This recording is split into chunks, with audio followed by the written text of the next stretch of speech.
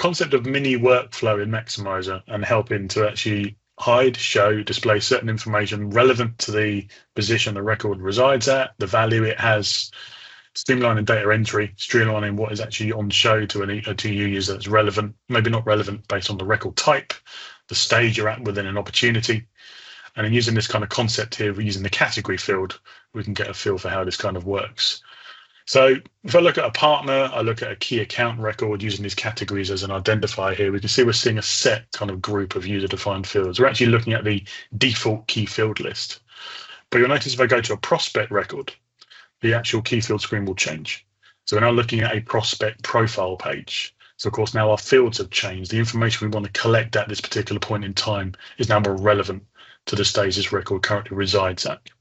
So this is from a data entry point of view, from a viewing point of view, I now see those fields relevant to the category that the record currently sits at. So in this case, being a prospect, I'm interested in getting some profile information about where do they come from, what industry they're in, their employee sizes, what products they're interested in. If I was to move to a customer record, so we've gone further down the process flow, we've got that information collected when it was a prospect. If I go to a customer record, again, my screen now changes and I'm looking at a customer profile. So in this case, we can demonstrate we've hidden some of those fields from a prospecting level about the profile of the company, but I want to see more information about them as a customer.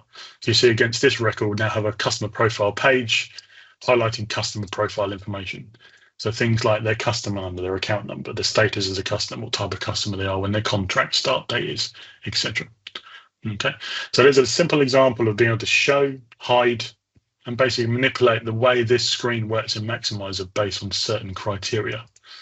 And it can be based off any user-defined field, and it can be based off any basic field in Maximizer to control how this field works or how this screen works. Okay. So even when I'm editing records, if I take a value away, the screen will change.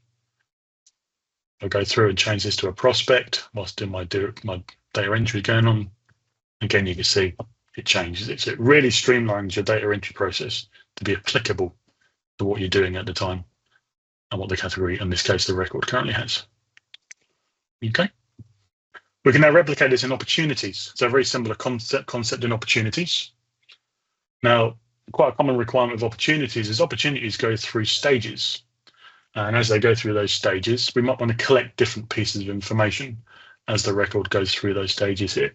So this opportunity we're currently looking at the moment is at the qualified stage.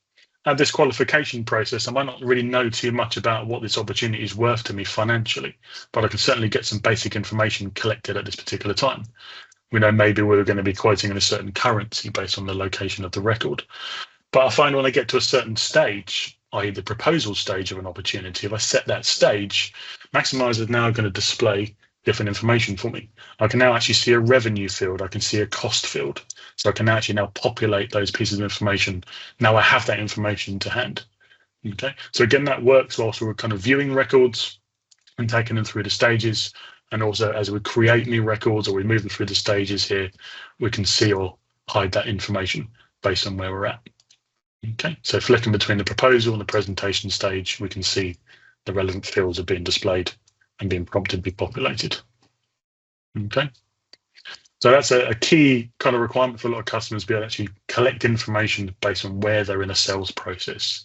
No point in asking for a quote number if we're not at the quoting stage, a quote value, stuff like that. Okay, and again, that can be applied to any user-defined field, any basic field an opportunity is at. So it could be product specific. So if we're selling certain products, again, we might have fields relevant to certain products appearing. If we're at certain stages, as we've seen, certain objectives, we can kind of collate or change those screens required based on what's needed at the time.